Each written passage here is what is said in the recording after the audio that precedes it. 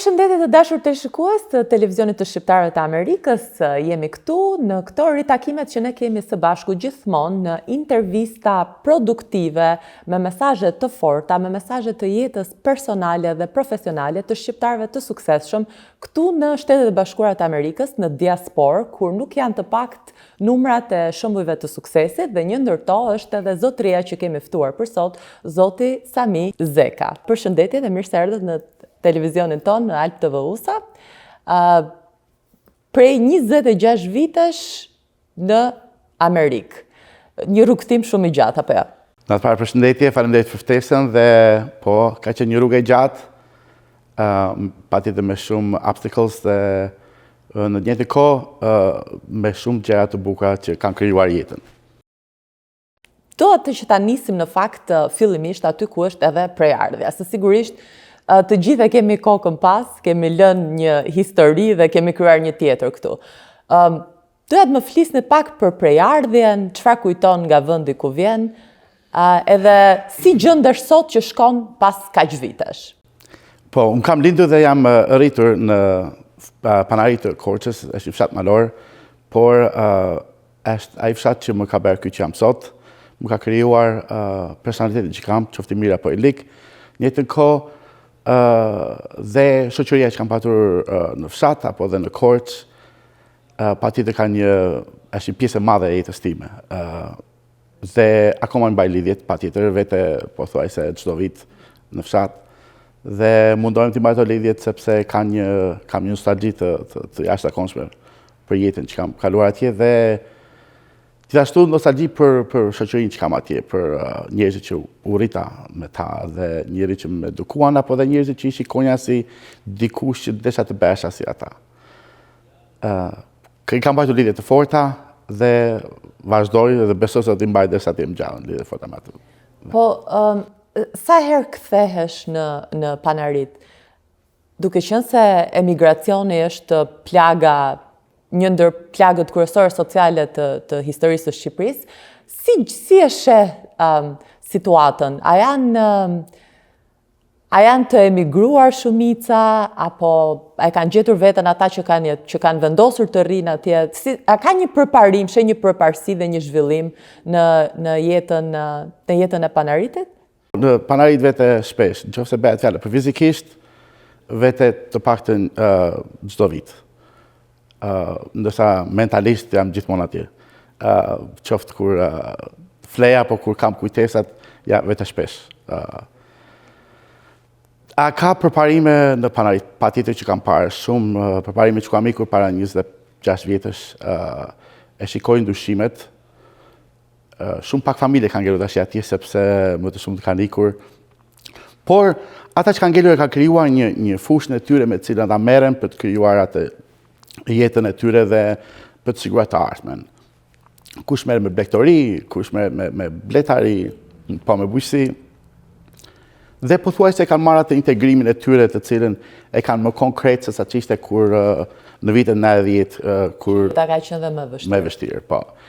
Rruga pa është rregulluar. Urbanistika për shembull, se këtë do të pyesja është më. Rruga është rregulluar goxha, është më accessible për njerëzit.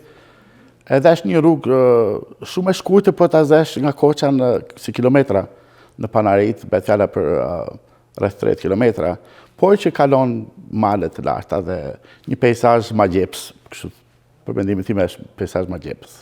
Edhe mesazhi në fakt është interesant se nëse do të bëjmë bilancin e viteve të kaluara në Amerikë dhe në Shqipëri, janë më shumë vite të kaluara në Shtetet e Bashkuara se sa atje, pra ti ke emigruar shumë i vogël, më lejo të drejtohem me ti.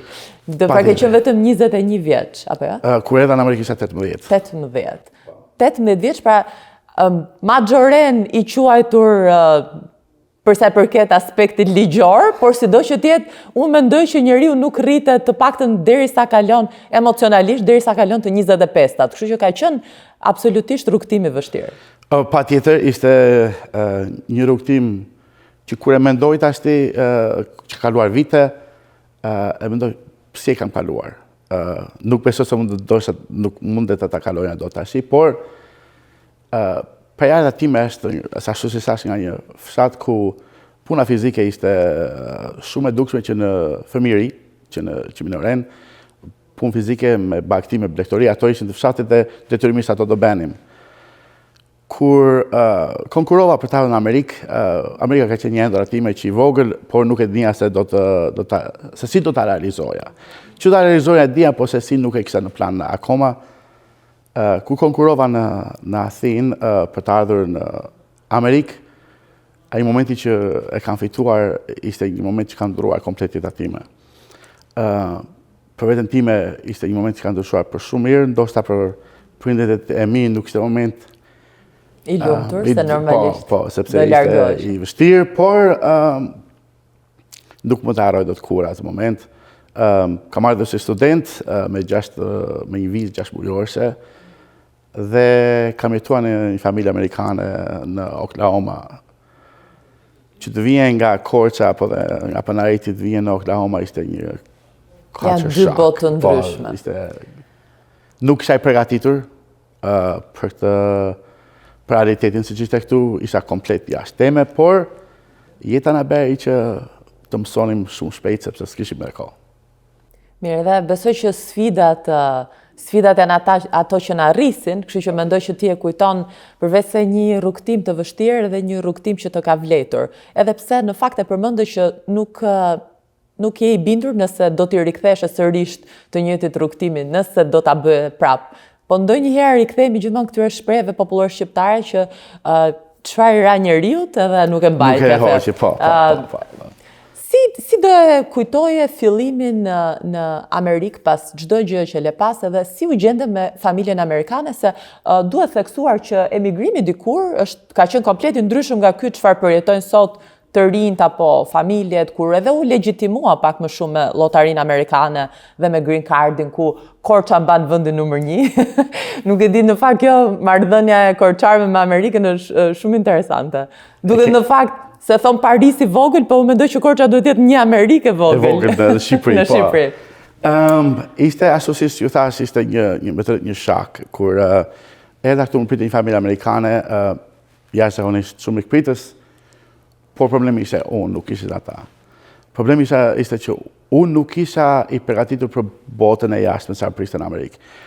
Kuptohet në atë kohë nuk ishin rrjetet sociale si që janë tashi dhe njohuria jonë për Amerikën ishte tepër kufizuar, duhet që unë isha vetëm në shkollën e mesme në Shqipëri.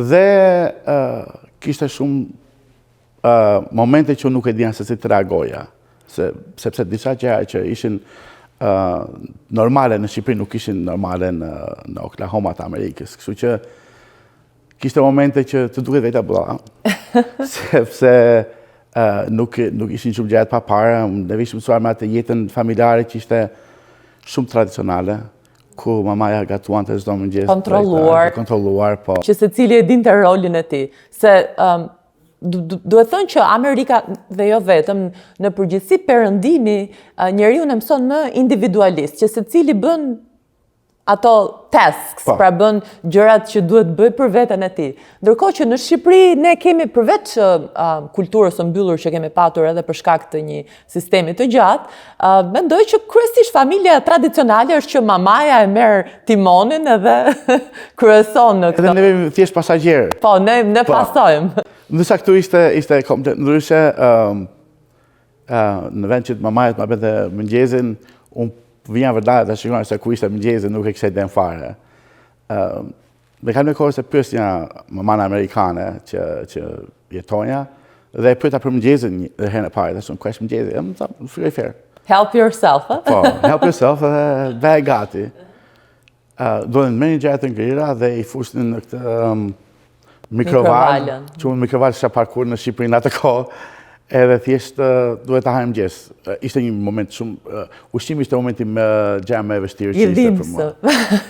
Që më mungon të gatuaret e mamas dhe të motrave në përgjithësi shumë, sepse ushqimin amerikane nuk më dukeshin me shije, po edhe nuk I haja dhe aty humba shumë peshë.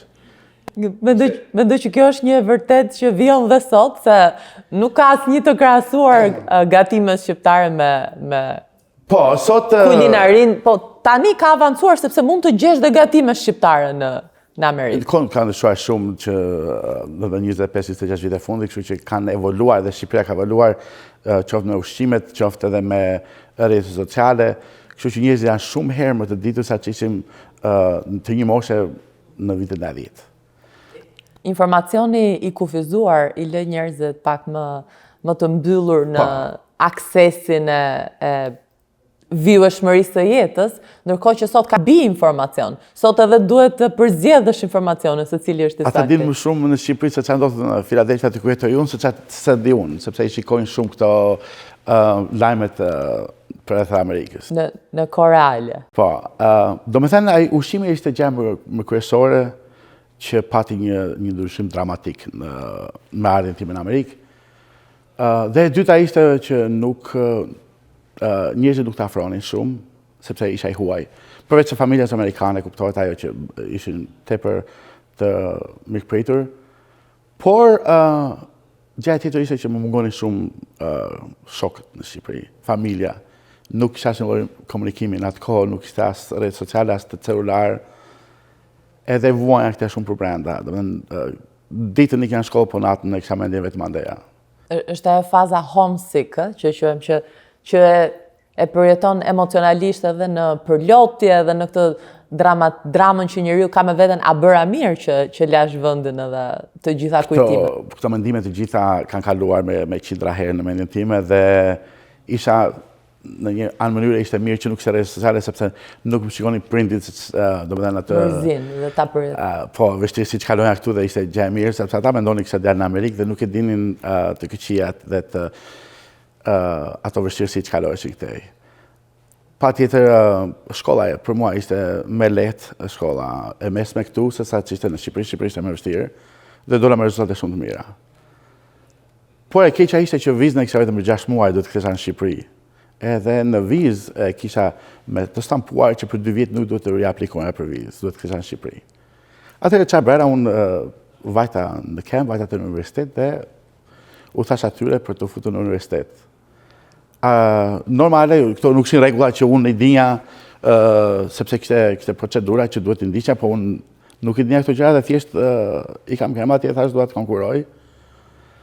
Ata u çuditën, si mund të konkurosh, duhet të studiosh një herë, sepse është një provim që duhet japësh, duhet të studiosh 2-3 javë dhe pastaj edhe për 2-3 javë. Por unë nuk kisha kohë sepse viza po më skadonte dhe thash do vi nesër. Ata shtangën dhe thanë, si do vish nesër ti s'ke studiuar, do vi sepse nuk më pret koha.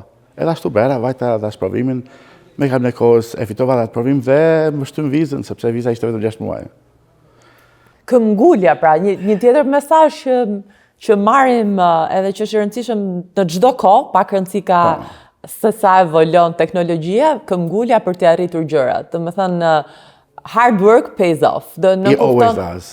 Nuk kupton që çfarë do lloj vështirësie që ke kaluar, që ma merr mendja një kohë televizive nuk mjafton që ti tregojmë të gjitha, siç themi ne do duhen ne dimri, po cilat mund të jenë ato historitë më pikante? Do kishe diçka që do dohet ta ndaje me shqiptarët që na ndjekin, që besoj e gjejnë shumë veten në historitë që ti po tregon, se edhe unë që kam ardhur pak më vonë edhe me teknologjinë edhe absolutisht një emigrim më të lehtësuar, e gjej veten për shembull te ushqimi, po më rikujtoheshin këto shihet. Problemet e para, po. Të problemet që të gjithë i hasim kur ndeshëm me një kulturë tjetër. Historitë janë kaq të shumta, ndoshta shumë vetë thonë janë të trisht, por për mua janë ato që më bëjnë ky që jam, edhe këto historitë unë nuk jam as pak, nuk ndura as pak të tregoj. Janë histori që i kam kaluar dhe shpesh i kujtoj, edhe ja u tregoj edhe fëmijëve si histori. Ishte momenti ku do ikja nga Oklahoma dhe duhet vija në Pennsylvania, kisha një mik familje, një kushëri aty dhe duhet vija aty, mirë po, unë kisha vetëm $18 në xhep, $18. Bilet ma pret në familje amerikane, prind amerikan, edhe do vija me autobus, por autobusi bende 3 ditë, dhe nga Oklahoma kalon dhe Missouri, në Ohio dhe Indiana dhe vinte në Philadelphia. Në bilet nuk ishte e futur nga në edhe pirja, vetëm thjesht transporti. Edhe Unë ato $18 banja si shpirtë dhe i kisha futë të thellë në xhep, nuk i nxirja sepse aq kisha. Kur vem në shtetin e tretë që ndalon autobusi, ishte edhe një Amerikan 2-3 vjet më mas se mua, ndoshta ishte ai, dhe ai shikonte që kudo që ndalonte autobusi, unë nuk merrja asnjë gjë në grend, se njerëzit zakonisht hanin dhe pinin ndonjë gjë. Edhe ky më pyet mua se pse nuk e marr asnjë gjë. E thashun nuk kam uri, thashun as pak. Unë kisha kaq shumë uri sa nuk e ke ide unë po vdisja nga për të ngrënë, por nuk e jepja veten.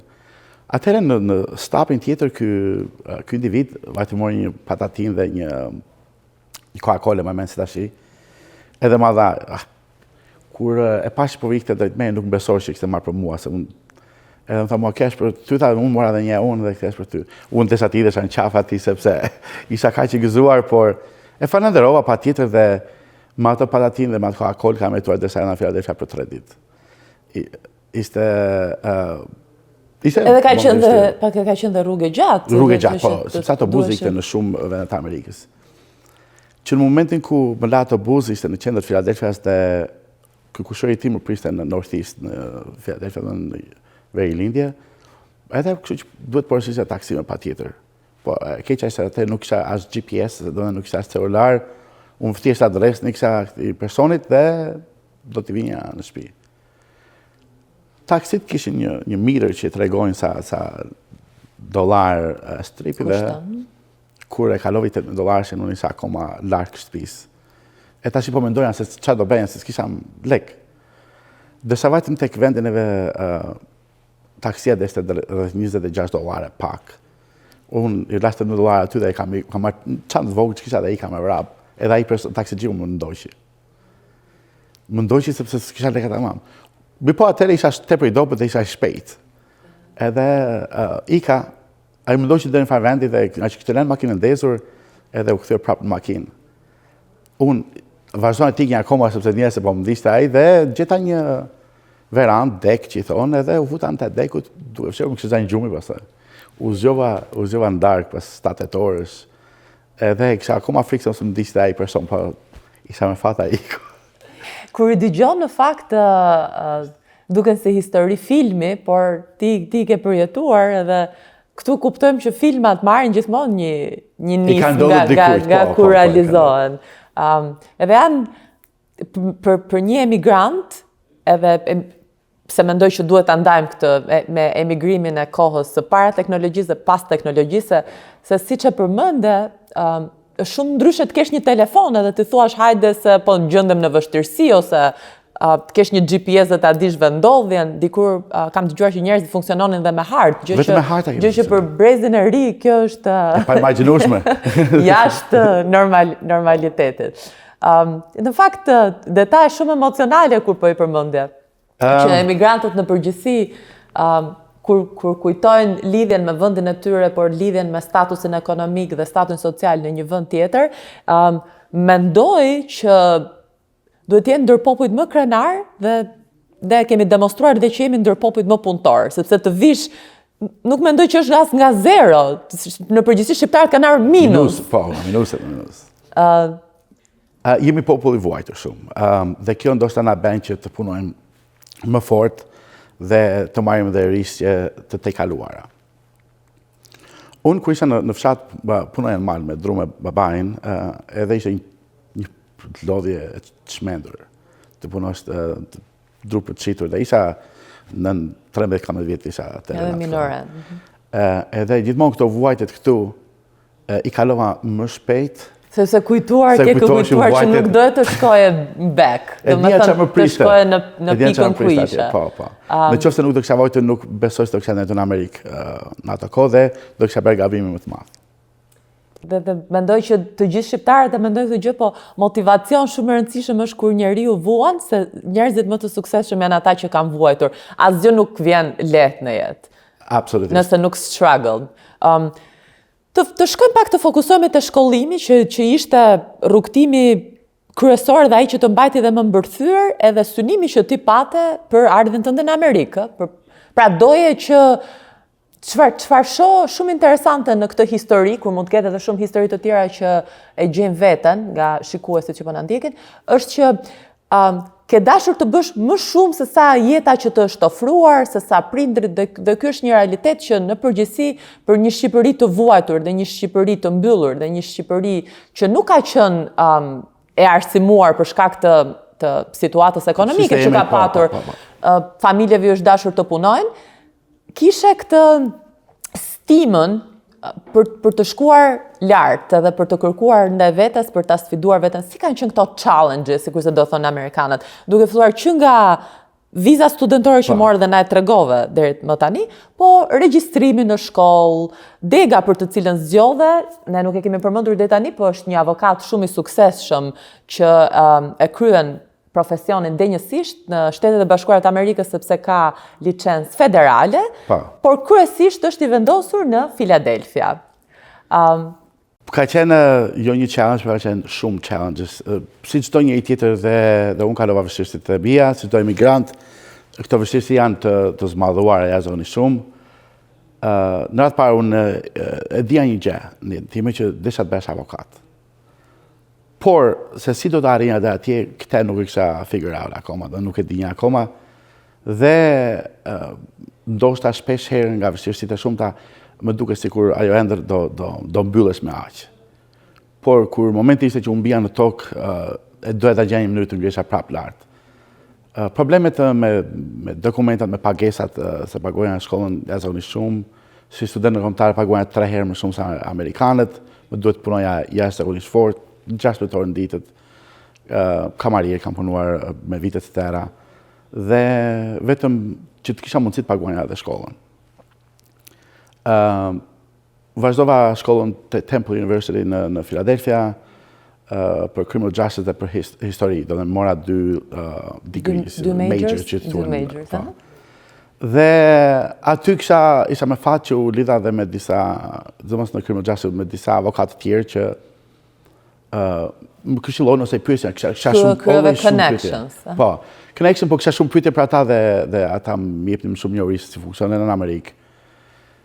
Me kalimin e kohës njohita dhe bashkëshorten që kam tashi, që ishte ndihma më e madhe e jetës time, që gjithmonë më shtynte për më shumë dhe që ishte themeli i familjes tonë.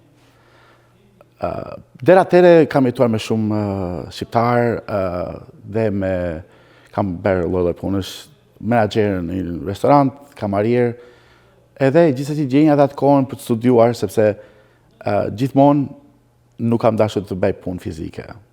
Kam qenë i dobët dhe shikona punë fizike sikur më kupuste dhe nuk e shikona dot të ardhmen atje.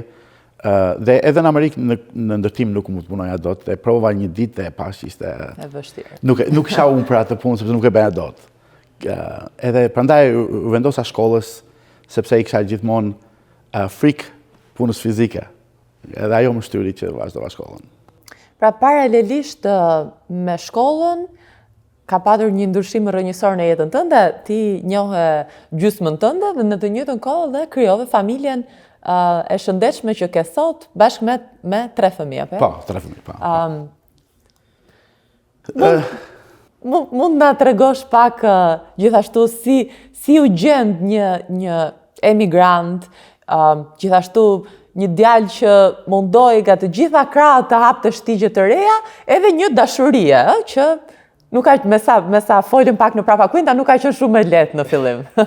Ishte shumë e vështirë, por ishte këmbgulja ime dhe nuk të riqesha kollaj, por patjetër që ishte edhe bashkëshortja ime që e bëra për vete dhe më deshte. Ishte tepër vështirë sepse unë vija nga një nivel ashtu siç u thash punëtor, punoja për fisin e bashkëshortes dhe në momentin që unë e pash që pronari tim kishte edhe vajzën, do të thënë pronari më thotë që po ma preke vajzën do ta kaput qafën. Megjithëse unë kisha një lidhje jashtëzakonisht shumë të mirë me pronarin, ishte grek, më ka ndihmuar jashtëzakonisht shumë, më deshte, por kur vinte puna për familjen e tij nuk duhet. Si çdo baba. Po, ishte edhe e vogël, 18 vajzë ishte dhe kjo kërcënim, më thoni sa më bëri që ta shtyja vetëm shumë që ta gjeja mënyrën si të komunikoja. Edhe një ditë vjen vajza e tij dhe e pyes për disa CD. CD ishte tash për shumë nga të rinj nuk e di çfarë janë, por është për muzikë. Dhe kërkova 2 muzikë, një 2 CD me muzikë greke, të cilat mi dha, tha po. Edhe aq, ai ishte komunikimi i parë dhe nuk zgjati më shumë se 2 minuta. Por me të drejtë rikthimi, tash unë nuk po e riktheja CD-t. Dhe më thotë Jati që vajza time ka dhënë 2 CD dhe i do mbrapa. Dhe shumë, po unë kam shumë CD dhe nuk jam i sigurt se cilat janë të asaj. Unë e diam cilat ishin CD asaja. Kështu që thuaj vajzës viti shikoj vetë. Një trick, Po duhet ta bëjnë diçka që kishte mundësi tjetër për të komunikuar. Edhe ky është një mesazh tjetër që nuk ka dashuri të pamundura kur 2 njerëz duan shumë. Se zakonisht thonë që dashuritë e mëdha kanë vështirësi rrugës, por nuk duhet hequr dorë. Dhe një fushë tjetër e jetës ku ti e ke mbajtur xholin, le të themi, në dorë edhe e xhona kuqe atë. Ke luftuar fort për mos u dorëzuar. Gjithashtu një gjë tjetër që më bëri përshtypje dhe nuk kemi fare pse të kemi turp ta themi.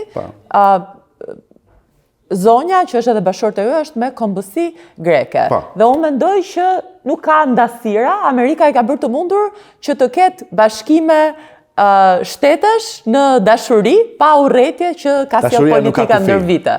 Pikërisht, që mendoj që është një, sepse kam dëgjuar dhe raste të tjera, nuk jeni vetmi, kam dëgjuar një bashkëpunim shumë të mirë të kulturës shqiptare me greken për të krijuar familje të shëndosha, sikurse ka dhe me kulturën italiane plot. Dhe mendoj që shqiptarët e kanë gjetur veten me shtetet që kanë patur edhe fqinj. Patjetër. Kulturat i kemi të ngjashme. I kemi pothuajse të njëjtën kulturë, të njëjtën traditë dhe kjo ishte më lehtë për mua. Por problemi ishte se si të arrinja deri atje. Kështu që bashkëshortja vjen në atë kohë ishte thjesht e njohur, edhe në momentin që po i treguan CD-t, një CD e kisha mbajtur më janë, që të kalonte më shumë kohë të gjente, dhe i kërkoj numrin e telefonit për të pirë një kafe, i thashë do ta shikoj më vonë, më të gjej atë CD-n dhe do ta sjell. Po më jep numrin e telefonit, kjo nuk ma dha. Thua do pres një printit pastaj. Me kalë me kohës, 2 ditë më vonë, besoj se ishte 3 ditë më vonë. Ma jep numrin e telefonit, se e kishte timin, por nuk isha të sajën. Po që këtu pas ka qenë një shenjë që nuk të është dashur të presë shumë. Jo, e bente jetën akoma më interesante. U takuam pim një kafe vetëm, edhe kohë kishte vetëm 10 minuta për kafen. Që aty pastaj fillova, unë aq desha sa të merja numrin e saj dhe fillova. Kishe një kontakt. Po. Ishte vështirë, kuptohet ajo, sepse prindë asaj ishin konservativ dhe nuk më njinin mua, nuk më njinin prindit e mi, kështu që ishte vështirë në fillim, por për mua rëndësishme ishte që nuk ishte vështirë për atë dhe për mua, kaq. Po, për personazhet kryesor të historisë. Nuk kisha historisë. problem, po. Ndërkohë që njohe bashkëshorten tënde, studioje, ashtu, the që bashkëshortja ishte një kulminacion për suportin që të ka dhënë dhe mendoj që sigurisht do kesh patur nevojë për suport, sepse do duhet të punoje, të studioje, të ushqeshe dhe ka patur shumë gjëra, shumë multidimensional ka qenë jeta jote mbi ato që ke patur mbi shpatulla. Nuk u dorëzove asnjëherë, ishe i bindur si i kalove vështirësitë, sepse të studiosh avokati këtu në Shtetet e Bashkuara, me sa kam dëgjuar, nuk është aq e thjeshtë, do duhet të kalosh disa teste, do duhet të kalosh edhe testin e shtetit që unë kam dëgjuar që është një ndër më të vështirët. Po, e vërtet, ashtu si thash më parë, prioriteti im ishte shkolla deri në momentin që takova bashkëshorten, pastaj ishte familja dhe shkolla. Por nuk ishte edhe lehtë bashkëshorten, sepse nuk ishte balancuar mirë, do të thënë ajo vinte nga një familje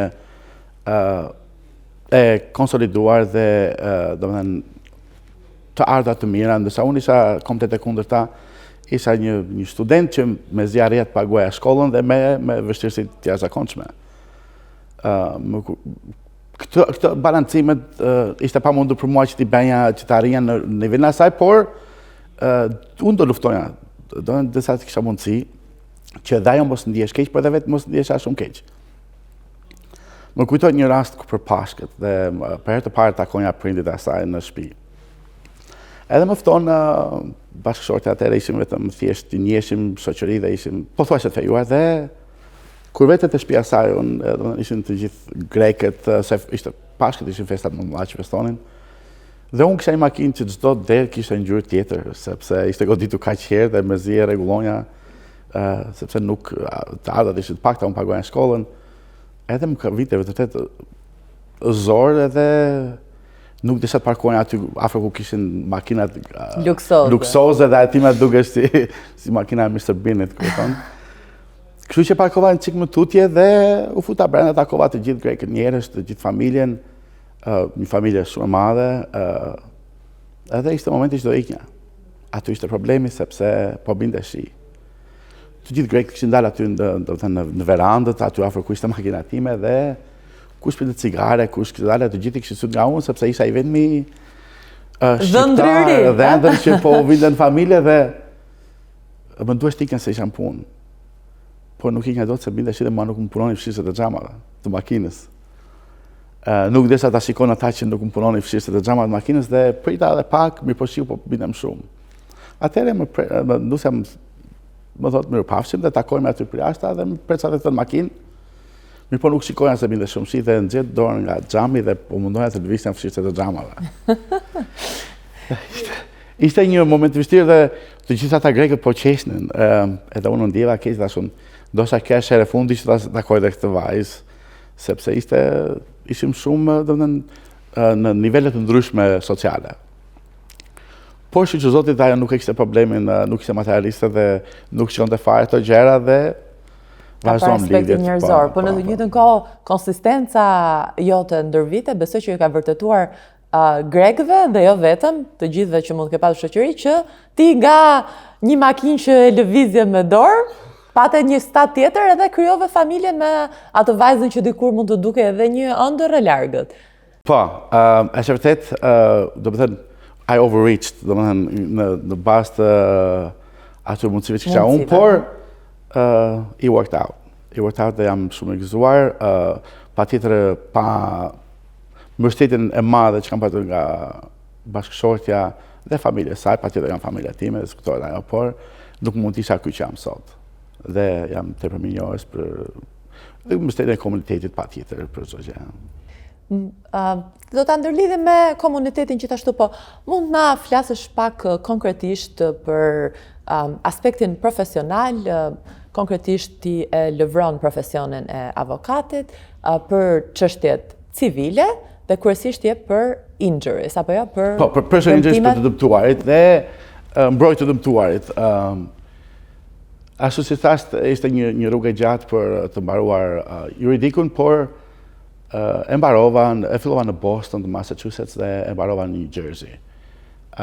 Kam punuar në fillim për kompani të mëdha avokatίες, kam punuar për një nga 100 kompanit më mëdha në botë për energjinë, që ku bëhen kontratat për gas, oil, dhe të gjitha këto të sipërme. Dhe më vonë pastaj do të jepni drejtim vetes se çfarë drejtimi të avokatisë do menja.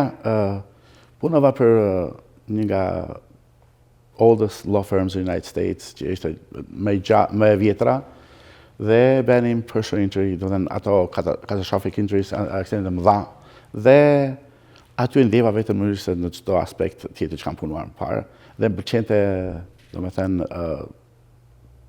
area që bënja, dhe që aty punova, po aty punoja mbroja insurancat, punoja të kundërtën, ishte firmë që mbronim insurancat. Dhe gjithmonë kam dashur që të mbroj të dëmtuarit dhe insurancat, por një gjë e mirë se që mësova anët e mbrojtjes dhe pastaj punova për një kompani avokatie shumë e madhe, madje ka vajtur nationwide ashtu. Dhe fillova që ndihmës, pastaj kalova në avokat, patjetër mbasi mora dhe licencën. Step by step. Po, step by step. Dhe aty e ndjeva veten time. Isha atje ku duhesh, sepse më ndihmoja ata të dëmtuarit dhe e bëja me pasion, më pëlqente. Patjetër të kalonje testet për licencën ishte një vuajtje marrëmendse, ishte sepse kishte shumë studime dhe unë punoja edhe full time. Do të thënë, punoja deri në orën 6 në darkë dhe pastaj studiona deri në orën 12 të natës dhe ishte rituale derisa e kalova. Derisa kalove testet edhe morë licencën. Kështu që e kalova licencën për në Pennsylvania, që është një nga shtetet më të vështira për licencimet, por tash jam dhe duke marrë dhe për New Jersey dhe kam dhe për immigration që është federale, unë mund ta reprezentoj klientët kudo në Amerikë. Për çështjet e emigracionit, apo? Për çështjet e emigracionit. Çështja federale në përgjithësi është unë mund të reprezentoj në çdo vend të Amerikës. Kështu që të gjithë shikuesit që po na ndjekin edhe janë të interesuar, sigurisht emri do të afishohet dhe të dhënat, numri telefonit ose adresa e-mailit ku mund të kontaktoni avokatin. Si është kjo marrëdhënia me komunitetin shqiptar? E dim që Pennsylvania ka shumë shqiptar, nuk besoj që ka më shumë se sa New Yorku apo Michigani, por mendoj që janë në rritje. Si u gjende se pas të gjitha peripecive dhe të gjitha eksperiencës që patën në profesion, edhe ndërtove biznesin tënd, apo jo? Po. Tani je i vetë punësuar? Po, i vetë punësuar kam një vite kursur që hapa dy zurat time bashkë me një ortak, kemi dy zura, një në Philadelphia dhe një në New Jersey. Konkretisht merrem me çështje civile dhe me çështje emigracioni. Kam në Philadelphia ashtu si thash mbi 25 vjet dhe komuniteti në fillim kur vajta aty ishte tepër i vogël në krahasim me New York apo Boston ku kishte shqiptar të vjetër me disa breza, aty ishin shqiptar që kishin në mbas vitit 90 dhe ishte pothuajse mund të ishin 15-20 familje. Në këtë momentin që flasim janë rreth 40.000 shqiptarë në Philadelphia dhe në rrethinat përreth. Kam qenë gjithmonë afër komunitetit shqiptar, e ndjenja veten sikur i ndihmonja dhe për çdo pyetje që kishin isha aty dhe e kundërta unë jam rritur aty që në moshën 18 vjeçare dhe i njihja pothuajse të gjithë që vinin. Dhe në vitin 2002 në Philadelphia u krijua Shoqata Bite Shqipes. Në atë kohë unë isha në shkollë dhe patjetër nuk isha angazhuar shumë me Bite Shqipes, fatkeqësisht. Për mungesë kohe, besoj. Për mungesë kohe, patjetër sepse kisha shumë gjëra të tjera të rëndësishme, mbijetesa ishte një nga ato. Priorities, Kështu që kur mbarova juridikun, ishte momenti për mua që t'i jepja mbrapa komunitetit. Në çfarë forme mundesha, sepse tash kisha mundësinë që t'i kushtoja kohën dhe to pay back për komunitetin që jemi rritur dhe të ndihmojmë ata të rinj që vinë. Kështu që hodha kandidaturën për në bordin drejtues të shoqatës. Kisha një mbështetje të madhe dhe arrita në bordin drejtues. Kjo është një punë komplet vullnetare të Bite Shqipes, që duhet vëllai që te drejtori i bordit deri tek bordi. Është punë vullnetare që transmetoj më shumë atë dashurinë. Atë dashurinë dhe mbrojtjen e kulturës, të traditës për emigrantët që vinë në Amerikë. Është një mision që unë kam mbështetur që në fillim dhe bashkohem jashtëzakonisht me mesazhin e fortë që nxjerrin Bite Shqipes dhe ishte koha që dhe unë të isha pjesë e Bite Shqipes për të ndihmuar komunitetin dhe ashtu bëjmë. Kemi bërë punë jashtëzakonshme, jo vetëm unë, por të gjithë bordin atë parë që ka arritur një punë të jashtëzakonshme, por dhe komuniteti i cili na ka përkrahur jashtëzakonisht për çdo event që kemi patur dhe është një diçka që ne si shqiptarë duhet jemi me të vërtet proud që arritëm të bënim një shoqet kaq të madhe, një ndërtesë të shqiptarëve, sa është ndërtesë e shqiptarëve atë që morëm dhe çdo shqiptar kur vjen, nëse ka nevojë qoftë për anën ligjore, qoftë për ndihmë për punë, ajo është foleja tonë. Ku kemi doktora, kemi doktora për çështje shëndeti, kemi avokat për çështje nga ligjore dhe mjafton një farë orientimi apo këshille ata ndjenës si në shpinën e tyre. Thonë që një doktor dhe një avokat të duhet gjithmonë në jetë. Sepse gjithmonë të përball jeta me një nga ata. Edhe pse në fakt nuk janë ngjarjet më të parapëlqyeshme, por të paevitueshme. Patjetër. Si është përveç Bite Shqipes, që më duket vërtet një nismë shumë interesante në ndërmarrjen e të gjithë komunitetit të për ta patur të bashkuar kulturën, edhe rrënjët, edhe për të qenë aty të gjithë komuniteti që evidentohet, për mos qenë shqiptarët pa zë dhe të përhumbur nga njëri tjetri, se gjithmonë bashkimi bën fuqinë. A ka mjaftueshëm aktivitete kulturore që i mban të lidhur shqiptarët në Pennsylvania? Po, ashtu si tash misioni është që të mbajmë kulturën tonë, por dhe transmetojnë në brezat e ardhshëm. Pika më kryesore të Bite Shqipes është shkolla shqipe. Shkolla shqipe për të gjithë, jo vetëm fëmijët, por edhe të rriturit që kanë nevojë të mësojnë shqipen. Të rriturit që janë të huaj, por duan të mësojnë shqipen. Do me thënë ka dhe nacionalitetet të tjera që vinë mësojnë shqip. Një ato është gruaja time që vajti në shkolla atje, mësovi shqipen, edhe ajo pati një ndihmë jashtëzakonisht të madhe në mësimin e gjuhës shqipe, sepse ajo çdo vit vete në Shqipëri dhe kur unë nuk vete bashkohete me fëmijë dhe vete me familjen në Korçë. Kështu që ai ishte ndihmë e madhe. Gjithashtu kemi dhe disa antarë në board apo dhe antarë të komunitetit që janë martuar me bashkëshorte të huaja dhe ato kanë ardhur kanë mësuar shqip aty. Pika e dytë është që të transmetojmë kulturën dhe gjuhën për brezat e ardhshëm.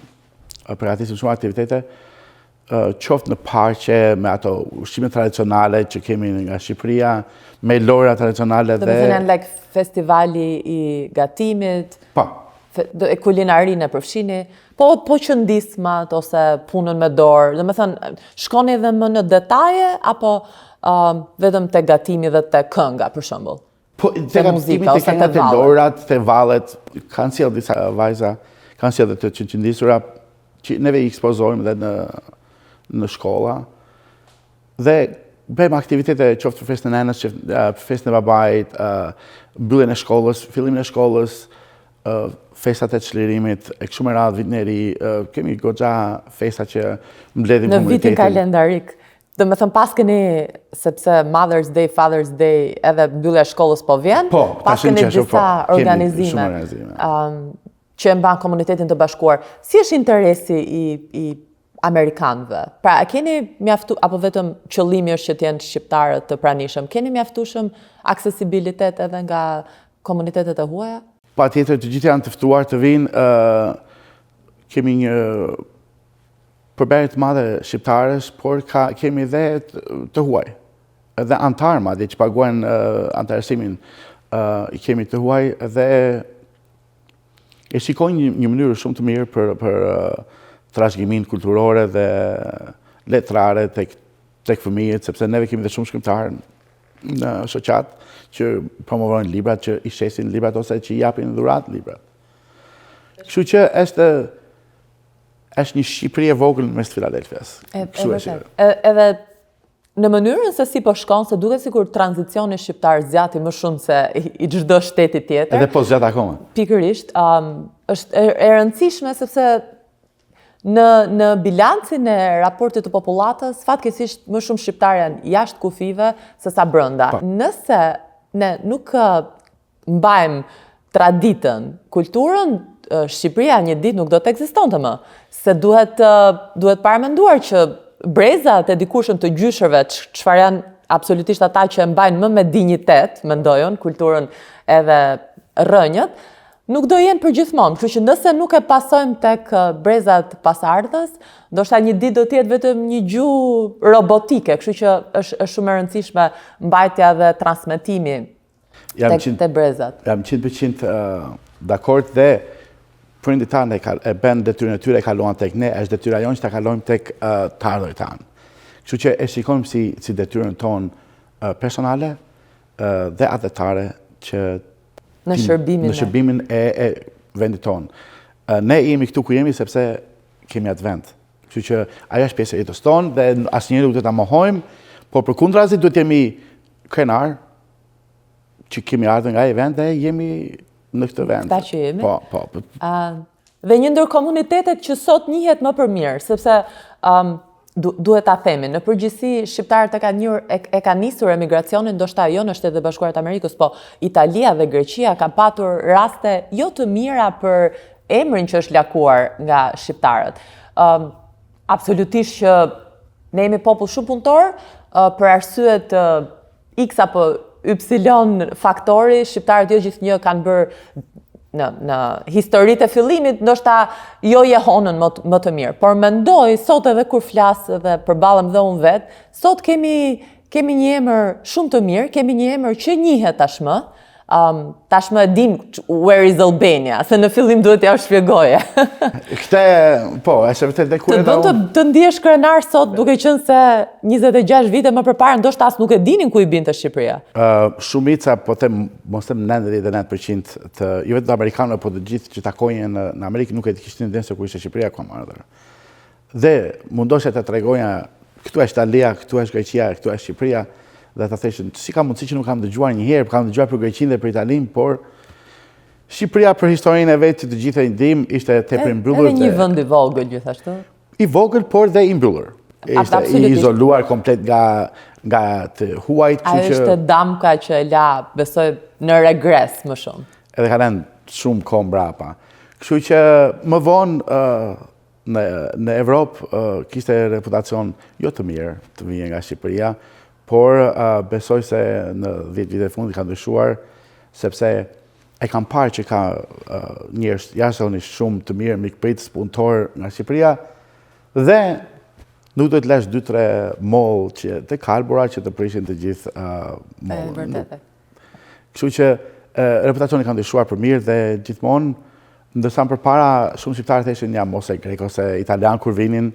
Edhe ka qenë e dhimbshme sepse ju është dashur edhe ta mohojnë pak prejardhjen për ta gjetur veten më rehat me kombësitë e tjera. Por sot ne kemi pride dhe kemi shumë krenari, në fakt gjithmonë shqiptarët e kanë patur, po sikur se përmendëm shpeshherë nuk ka qenë gjithnjë në dorën e shqiptarëve për mënyrën se si ka shkuar historia edhe ngjarjet. Po, se fatkeqësisht kishim një reputacion jo të këndshëm në momentit kur u pris demokracia, por edhe kjo ishte në njerëzit që ta mohoni të vërtetën. Skamja, sikur se ka thënë Migjeni, është kafshat e vështirë për të kapërdyer, ose kapërdyer, dhe fatmirësisht puna e madhe dhe pandalshme dhe sot e kësaj dite dhe 40 apo 50 vite pasi shqiptarët kanë emigruar dhe tashmë ka dhe breza, sikur se kanë qenë dikur grekët dhe italianët, mendoj që e kemi gjetur rrugtimin ton dhe janë të tilla organizata jo qeveritare që me ndihmë vullnetare ndihmojnë edhe të ardhurit e tjerë, se tashmë shqiptarët kanë një derë ku të trokasin. Nëse dikur juve mund t'ju kenë ndihmuar komuniteti grek, polak, italian, e përmendëm pak më herët për shembull kishat kanë qenë institucionet fetare që ndihmonin. Sot shqiptarët kanë më shumë akses, mund të zgjedhin nëse mund të shkosh në një institucion fetar, apo ndoshta edhe mund të telefonosh Samiun edhe miqtë e tij dhe kanë një drejtim për të dhënë. Më të shumë të Filadelfias e kanë numrin tim personal dhe nëse kanë pyetje më marrin, më dërgojnë mesazhe dhe ata e dinë që unë jam accessible dhe mund të jam i gatshëm të ndihmoj. Por edhe ata që nuk e kanë, thjesht vetë bitë Shqipës, kontaktojnë bitë Shqipës dhe pothuajse më të shumë të probleme që kanë apo pyetjeve neve jemi gatshëm edhe i përgjigjemi, që është baza kryesore për të gjithë ata që vinë, qoftë për punë, qoftë për integrimin në Amerikë, apo dhe për shkollën, për kopshte, për gjitha. Çfarë do ndihme që kanë orientimi i fillimit, se çdo emigrant ka nevojë për një manual që t'i jepet në dorë, se është pa busull. Sidomos kur vjen në Amerikë që është komplet ndryshe nga jeta në Evropë, në Shqipëri në veçantë. Edhe pse me krenari për brezat e ri, sepse kanë akses të gjuhë angleze që kur janë në Shqipëri, janë shumë të aksesueshme tani. Duke qenë se jemi drejt përfundimit të intervistës, mesazhe shumë të rëndësishme u dhanë sepse ti e ke jetuar, po ka shumë që e kanë nisur rrugtimin sot, për shembull, edhe they are thinking to give up. Do të thënë e kanë më dyshjen që mendoj ka çdo emigrant, duhet të kthehem sepse isha më mirë. Fillimi nuk është asnjëherë i lehtë për asnjëri, pretendimi se do vish nga Shqipëria dhe këtu do të hapen dyert, sapo vjen, është një klishe që ne mendonim si në filma.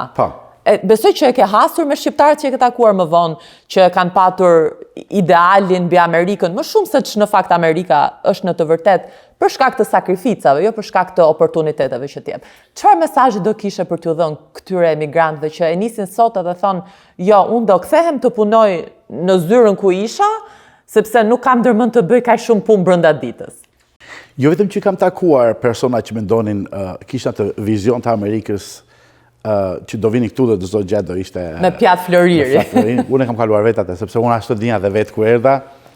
Dhe u hasa me realitetin që ishte jo i vërtet. Amerika, për mendimin tim, është vendi më i mirë në botë dhe që t'jep mundësit që asë një vend tjetër nuk t'i jep. Por, duhet punë. Duhet punë dhe duhet këmgullje në atë parë. Do kaloni, pa tjetër më shumë të do kaloni në momente shumë të vështira të jetës, kur do duket si kur është të të errësirë në një tunel që nuk ka të mbaruar, por u premtoj që do t'ja arrini drita dhe do t'a shikoni projektorin që do të ndryshoj. Kam kaluar shumë momente dhe unë kur nuk mendoja se do t'ja arrinja atë ku ishte, por ja arrita duke këmgullur dhe Amerika është vendi i mundësive ku asnjëri nuk të pengon atë që e ke ëndër ta bësh realitet. Vetëm vetvetja jote. Vetëm konsistenca. Duhet jesh këmbgulës dhe kjo është arsyeja sepse unë sot kam zyrë avokatie në New Jersey dhe në Pennsylvania dhe jam krenar i gatshëm për të ndihmuar të tjerët që të mos kalojnë këtë vështirësi që kalova unë. Never give up. Kështu që të dashur miq që mund gjithmonë të mbani në mendje kontaktin e avokatit që ne patëm sot të pranishëm për pyetje, për konsulenca, për çfarë do lloj vështirësie, sikurse e specifikuam, civile, në aspektin civil, avokati është këtu për të ndihmuar një shqiptar më shumë që ka nevojë, edhe pse jo kështu krijohen marrëdhëniet edhe përtej Pennsylvanias. Michigani ka shumë shqiptar, ndërkohë edhe shikuesit e tjerë përveç Michiganit që mund të jenë në New York apo në Boston apo në Chicago që na ndjekin, se Amerika Veriut ka një strong bond, do të them, pra ka bond shumë të fortë me shqiptarët, është popullata që është më shumë e përqendruar në Amerikën e Veriut. Fatmirësisht kam dhe njerëz shqiptarë nga Kalifornia, edhe nga Venezuela më kanë marrë në telefon që nuk e mendoja se do kishte. Unë nuk mendoj që ka një shtet që nuk ka shqiptar. Po. Kështu që unë jam available dhe në WhatsApp, njerëzit më marrin dhe kudo nga e tërë bota, kështu që është në kohën ku jetojmë tash është tepër lehtë për të komunikuar me njëri tjetrin dhe për të marrë thjesht një opinion apo një ndihmë të vogël që si duhet vepruar në këtë rast. Për mua është, domethënë, diçka shumë e vogël, por mund dyshoj një gjë të madhe në jetën e dikujt tjetër. Ndaj të dashur miq, që mos hezitoni se këtu kur vjen në fillim, edhe në fakt edhe jo vetëm në fillim, edhe sot pas kaq vitesh inshurenca, të kuptosh inshurencat e makinës është shumë e vështirë me deductible dhe jo deductible, besoj që më ndjeni të gjithë që po më ndiqni, një konsulencë se lartë qoftë mund të ndodhi një aksident, edhe pse asnjëherë nuk e urojmë, por në ndodhi të kësaj natyre dhe nëse ju duhet një advice, pra në këshilla ligjore, kemi gjithnjë avokatin të cilit mund t'i drejtoheni. Diçka të fundit për mbyllje që do të kishe për bashkëpunimin midis shqiptarëve jo vetëm në Pennsylvania, për shembull në festivale që mund të bëhen me njëri tjetrin, periudha verës po vjen, është pak më aksesueshme dhe fluturimet edhe udhëtimet me makinë. Do kishe një sugjerim që mos rrinin vetëm komunitetet të veçuara me njëri tjetrin dhe të ishin pak më të hapur, edhe për shembull ju njihni pjesëtarët e komunitetit të Michiganit, ndërkohë që dikush tjetër që shërben këtu dhe mund të shërbej komunitetit të Pennsylvanias, një doktor, një mësues. Do kishe një sugjerim që mund të jepni? Një sugjerim që e kemi hedhur në pah me disa persona të tjera është krijimi i një website shqiptar për të gjithë profesionistët. Qoftë në Chicago, në New York, në Boston apo në Philadelphia, ku shumë njerëz do kenë mundësinë që nëse kërkojnë doktor ta kërkojnë në këtë website dhe gjithashtu numër telefoni kontakt dhe patjetër televizori shqiptar i Amerikës që përmban një arkiv shumë të madhe të këtyre personave, është një ndihmë për shqiptarët. Vehari po vjen, uroj të kalojnë pushime sa më të bukura dhe mos harroni vendlindjen. Unë jam nga ata që më pëlqen dhe jo vetëm më pëlqen, por mezi pres në behar që duhet të vendlindjen time dhe gjithmonë shqiptarët do ta kthejnë kokën mbrapa. Ky është ka qenë parimi tim gjithmonë i jetës që sado përpara të ecës duhet ta kthesh një kokën mbrapa, të shikosh ku ishe dhe ta vlerësosh më shumë atë që ke. Mundohu gjithmonë që ta shërësh diçka që ke me komunitetin dhe të ndihmosh të tjerët mos kalojnë vështirësitë që kaluam neve.